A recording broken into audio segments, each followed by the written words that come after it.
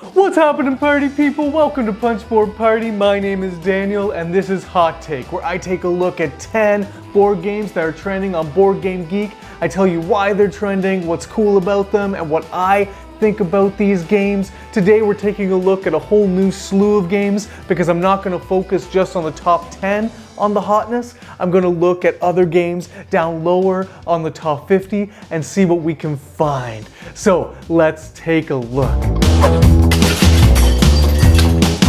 The first game I want to talk about is Arydia, The Paths We Dare Tread. This is coming in at number 3 on the hotness today. First off, it's a campaign style with legacy elements, open world, cooperative exploration, fantasy game. We're getting a lot of these lately. They're almost a dime a dozen, but I really think that this one has some major potential. They're toting this as a green legacy style game. So as you are moving through the legacy elements that this game has to offer, you won't be destroying anything or throwing anything out. When you're finished playing this game, you're going to be able to set everything back up as it was, and it can be fully replayable. So it's really cool for a legacy game. Not only are you going to get a great experience, but you're going to be able to share that experience over and over again without having to buy a whole new copy of the game. The big thing that this game is boasting is its open world concept. So while it's going to be campaign style and you're going to be doing different missions or scenarios, these kinds of things, you're going to have full choice about where you go and what you do. So this is really interesting, and I'm really curious about how this is going to be pulled off, because a lot of these campaign style or scenario based games, you just kind of pull out a book, pick a scenario, set the board up based on how the scenario tells you to, and you play a game. And while you can feel like you're in a bigger world and that what you're doing is part of a larger narrative, you are still confined to that play space that that scenario sets up for you. So I'm wondering how Arydia hopes to set itself apart in this way and really make itself feel like an open world game. Because how are they going to manage difficulty if you're going to be collecting new items or weapons or getting more powerful spells or this kind of thing? How are they going to manage the difficulty in terms of, I went to this area first, but this area is supposed to be the beginner area? I'm just interested to see how they're actually going to pull this off in a board game, because I know in video games, if you get to a certain area, the monsters will just destroy you if you're not ready for them. So will it be that kind of a thing? Or are they really hoping that you can play any scenario right out of the box straight away? So really interested and excited to see how that's all going to work out. Next on the list, and related to my own mind, is Gloomhaven. This is an evergreen game. This is number 1 on Board Game Geek, so it's always going to show up on the hotness, and today it's coming in at number 12 on the hotness. And it's just people talking about different scenarios and different campaigns that they've been playing and rule clarifications for these campaigns. So it's just on the list because, again, it's always on the list. Here's my confession. I have not played Gloomhaven. I have not played Gloomhaven Jaws of the Lion. I am on the outside looking in. Fortunately for me, a couple of my best friends love playing this game, and so it won't be hard once this lockdown lifts for me to get Gloomhaven played. Why I want to talk about Gloomhaven is because of Arydia, because Gloomhaven is really the high watermark for this campaign style with legacy elements, exploration, dungeon crawl, gaming experience. Once Arydia came into the conversation, I'm sure that a lot of people's reference points is Gloomhaven. So Gloomhaven, as far as I understand, does have that thing I was talking about earlier, where you just kind of grab a book, you pick the scenario that you're going to play, and you set up the board accordingly. And while there's this big map where you put stickers on to show like where you've been and where you're going, I don't know how much it actually feels like you're in an open world and that you have freedom to go here, there, and everywhere. I'm not sure, so it's really going to be interesting to see what Arydia brings new to the table and how Gloomhaven's shadow affects that game. Now let's talk about Gloomhaven itself. I stayed away from this game because I am not a fan of legacy games, I'm not a fan of cooperative games, I'm not a fan of campaign style or scenario based games, and so everything that Gloomhaven brings to the table is not something that gets me excited. But I didn't know one key thing about this game. It has a really simple core mechanic based on hand management and card play. And once I found this out, I thought, why haven't I played this game sooner? So basically you have cards in your hand and there's a top and there's a bottom to them, and you pick 2 cards on your turn and you do the bottom action of one and the top action of another. And if the action is really good, you might have to trash that card from your hand, and then you run through your hand of cards, and once you're done, you pick them back up. But when you're picking up your hand again, you're going to have to trash another card. So we're trying to manage this hand of cards while it's being depleted throughout the course of the game. So really fascinating, really interesting core mechanism there that really makes me want to try Gloomhaven after all this time. So with all the buzz, and I'm sure it's going to have buzz for a little while here, is Kemet, Blood and Sand. This is coming in at number 7 today on the hotness. It has just arrived at backers recently, and Tom Vassell with the Dice Tower has done a series of videos comparing this new edition of Kemet to the old edition of Kemet and reviewing Blood and Sand on its own. And so there's just been a lot of exposure for this game this past week. And there is good reason to be excited about this game, because not only is Kemet a beloved dudes on a map board game already, but this new edition just elevates it to the nth degree. We're talking about the minis for both the dudes and for the monsters being bigger and cooler. We are talking about new additions from expansions to Kemet that are now in the base game of Blood and Sand. So there's these black technology tiles that are now a part of the game right off the hop that weren't originally. Instead of dice to mark how your pyramids are being developed, there's these cool plastic miniatures that have layers for the pyramids, so you assemble them as you go along. So the only downside that I've heard so far is that the board isn't quite as pretty as it was in the old edition, but I think we can forgive that little oopsie. So Kemet is essentially a territory control game, and you're going to be sending armies out on the board, fighting other opponents' armies to try and gain and keep control over areas with these obelisks so that you gain prayer points, and then you can use those prayer points to gain new cool technologies that are going to change up the game in a myriad of ways and help you win the victory. You play over a series of rounds, and whoever has the most points at the end wins the game. So Kemet is a game that I have wanted to play for so long, and now I'm so excited to be able to get into it at this point, and so I'll be trying to look for it as soon as it gets to retail. I know that it can be pre-ordered at Board Game Bliss right now. I might just do that to make sure that I get my hands on a copy sooner than later, but Kemet, Blood and Sand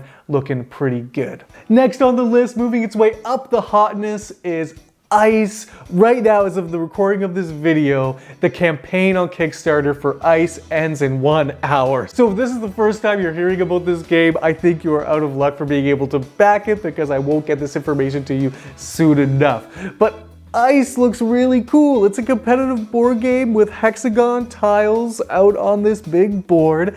And not only is there one layer of tiles, but there are multiple layers of tiles on this board. And you are excavators, explorers in this forbidden ice world tundra. And so you're setting up tents out on the board, and you're moving your meeples and explorers, and you are digging into the ice. And when you dig into the ice, you lift up a tile, and that tile is going to give you a one-time action or bonus or boon or that kind of thing. And so you put that off to the side, and then you're going to be slowly uncovering tiles until you have access to new tiles to uncover. And so you'll be able to uncover those now. And then you can go deeper and deeper still until you get to the bottom, where there's these legacy style story elements in the deep underground of these ice caverns. So when I first saw the game being played by Alex Radcliffe at Board Game Co., it looked really boring on the board, and then once I realized that you were going to be going deeper and deeper and uncovering new stuff, and the art on the tiles is really stylistic, and you see that as you uncover these tiles, and on the flip side of the tiles there's more art when it comes to the abilities that you're going to get. So the game just seems to look prettier and prettier as you're exploring more and more. And so I think this game went from I'm not interested to I'm pretty interested in this game. It's just that really quick discovery of, whoa, there's literally so much depth to this game. So I am very interested, excited to see how people receive this and to see how it's actually going to end up looking once everything's finalized and once we get it. Again, with these Kickstarter campaigns, it's kind of, we get excited about a game and then we're not going to see it for a long time. But until we do get to see it, I think it's worth getting excited about it. It looks quite cool. I should have talked about this game when we were talking about Kemet. This is War Room and is getting a second edition on Kickstarter right now. And this is designed by the designer of Axes and Allies. So this is just a huge World War II simulation. It is gigantic on the table and it takes so long to play. I was watching a video and the buddies were talking about how they played for 12 hours with 6 people and just that that's the way you want to play this game, that's just where you get the most sweetness of this experience, is with a full complement of players. So this brought me right back to high school playing Risk and Axes and Allies with my buddies, and so people who have had those experiences I think are going to be really enticed to play this game and kind of relive those old times. But I think you're only going to want to play it once or so, because that's going to be a huge investment of time and table real estate to get this game played. But it looks really cool. The core mechanism going on here is you have a booklet where you write all of your battle plans, and there's these stacks of troops and things that you can put out on the board or that are out on the board, and you basically sort of program where your troops are going to be going and how you want them to be moving and attacking and all this sort of stuff throughout the game. And so you go off with your Axes friends or your allies friends and you kind of talk amongst yourselves about what you're going to be doing to gain a foothold in this war, and then you come back and you play out what you've programmed, and you bid for turn order with oil, but you also need oil for a lot of different other things like tanks and navy fleets and all this stuff. So you might not want to be going first all the time because you want to be building up other things. And so how do you predict what your opponents are going to be doing so that you can still do what you want to be doing without getting blocked out? Because if you can't do what you were hoping to do, you just don't do it. And I think there's going to be a lot of room for this game in people's hearts when they just want a big war game experience that they can play with their friends. I can see a lot of casual gamers just saying, hey, let's try this out. I think this would be really fun. I mean, this is one of those games that is definitely more of an experience. So not necessarily a game that I'm personally looking forward to, but I'm excited about it for the sake of other people who I think are really going to enjoy this. Hadrians Wall is next, and it's been on and off of the hotness recently because it has just recently been released and it has been sold out in places, and now it's a little harder to get a hold of. But it's on the hotness today at 46 because Tom Vassell at Dice Tower just did his review of it. And you know what? This game looks bananas because it just brings something totally new to the table. And what it brings is a heavy Eurogame experience to the roll and write genre. So basically what's happening on a turn is a card is being flipped over and it's going to make available a bunch of different resources, types of people, and stone and this kind of thing. And so each player get access to these resources, so they get them from the pool, and they're all starting with the same set of resources for the round. And then they play a card, and that gives them a few additional resources that are unique to them. And then they just start crossing off sections and ticking boxes on these sheets of paper by paying resources in order to shade out different spots and gaining resources for coloring in different spots. So a lot of resource transactions going on. And yes, you have Hadrian's Wall, so you have a wall that you're trying to keep defended against barbarian hordes and these kind of things, but you're also trying to build up your civilization within the walls, and there's just a lot going on. Too much to explain, too much for me to even understand on first glance. But what I think is really cool about it is that it just takes that simple roll and write mechanism and then just makes you have to do a lot with it. Like, here's a buttload of resources, now make your turn worth it. The amount of combos that you're going to be able to do by spending a purple guy, and then that gets me a blue guy, and I'm going to spend that blue guy over here so that I can defend the wall a bit better. Like, it just seems like it's going to be a really meaty, chunky, crunchy experience, just a unique way to play this style of game. Really, the flip and write aspect of the game just seems like a launch pad to just a crunchy Euro puzzle that you're going to be solving throughout the game. I hear it's fairly single-player solitaire, and that's always fine with me, but beware about that. But if you can find this game, I think it's worth giving it a shot. I can't wait to give this a shot with my buddies, because we play quite a few roll and writes, and I'm excited to bring like a heavy roll and write to the table. So it made it there, not surprisingly. Number 1 on the hotness today is The Witcher. And so I'm still very excited about this game. I watched more videos about it, got a better understanding of how things worked, and really, I'm just really excited about the card chaining mechanism here. So you're going to be deck building as the game goes on, so you'll have a set of cards and you're going to have opportunity to add new cards to your deck. And basically what the cards do is they have colors on them, and then when you play them, they'll indicate another color that you can play immediately if you have it in your hand.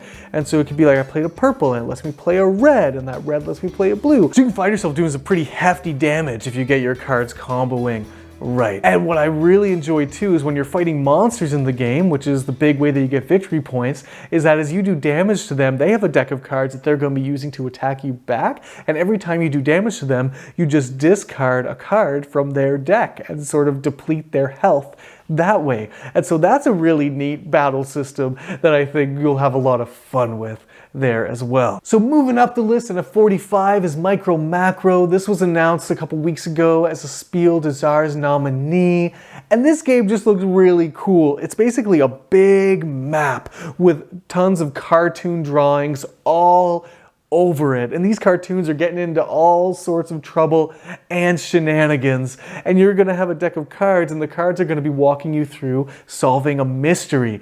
And so it's going to give you something to look for on this big map, and so you're going to try and find that thing, and then you're going to be looking for related things on this big map. And I think there's only one map that you use for a bunch of different scenarios, so there's going to be things that look really shady that you might think are a part of the case that you're trying to solve, but really they're totally unrelated, and they can just take you down this huge rabbit hole. So this is like Where's Waldo on steroids, and I think this is going to be a lot of fun to play with families. I think this is exactly right that it was nominated for Family Game of the Year, because I think families are going to have a lot of fun just hanging around, pointing things out, laughing at the silly drawings that are out on this map. And so Micro Macro, I can't wait to try and get a hold of it, but again, this was a game that was released, got snatched up really quickly, so I want to try and make sure that I get a copy sooner than later. At 28 today is Imperium Classics. There's also Imperium Legends. So this is a competitive civilization building card game where you're going to have a hand of cards and your own deck of cards, and you're going to be adding cards to your deck. Yes, but the neat thing is that every time you run your deck through, you're going to add cards from a new deck to your hand. And so your first set of cards are barbarian cards, and so your civilization is just starting out.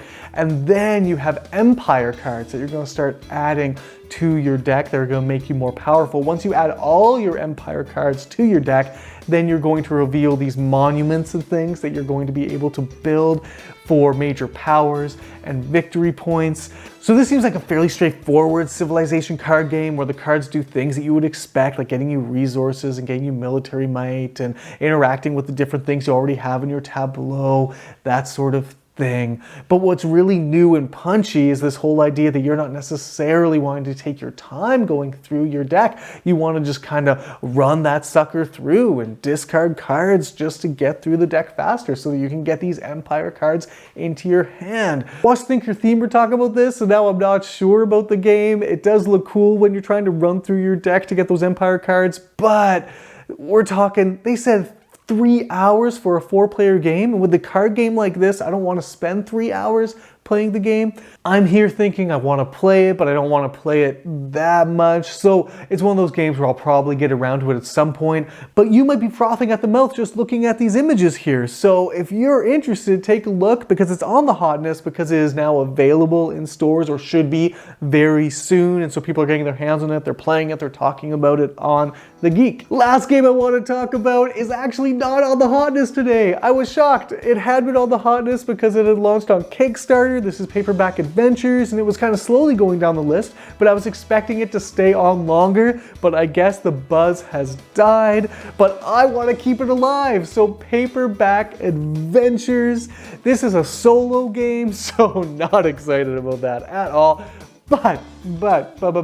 But it still has my attention, because you might have realized this about me by now, but it has this really cool core card play mechanism. So this displaying thing that you're gonna do. So basically it's a word game, and you are gonna be coming up against different monsters and bosses, and you are going to be fighting them with words. And how this works is you're gonna have a deck of cards with letters on them, and then there's other cards that are different abilities and items that will enhance the way that you're able to play words, or give you bonuses for playing certain letters, or this kind of thing. So basically, when you create a word, the cards in your hand make up the letters of the word, and then on either side of the letter, there's icons. And so there's either attack icons, or defense icons, or mana icons, which help you use special abilities that you have.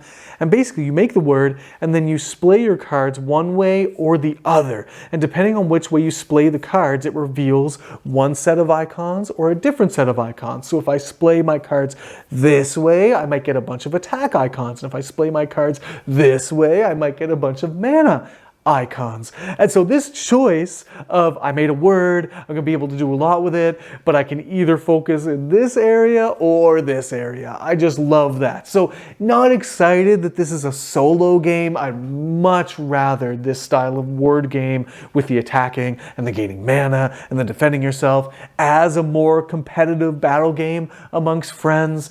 That would just be my preference, but I still think it's gonna be worth checking out. So that's Paperback Adventures. All right, party people, there's 10 board games that are trending on Board Game Geek. I hope you've seen something for the first time that you are now interested in. I love doing these videos. If you enjoy this content, please subscribe to the channel. That would be the best. And until next time, party people, have the best day.